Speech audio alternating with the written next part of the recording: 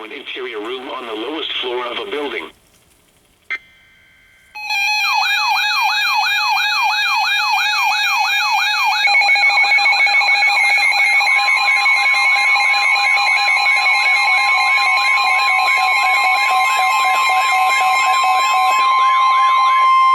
The National Weather Service in Milwaukee-Sullivan has issued a special marine warning for Lake Michigan near shore and open waters to mid-lake from North Point Light, Wisconsin to Winthrop Harbor, Illinois, until 4:15 p.m.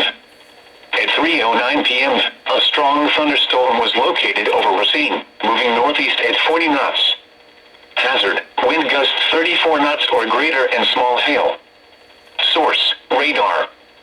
Impact, small craft could be damaged and briefly higher winds and suddenly higher waves.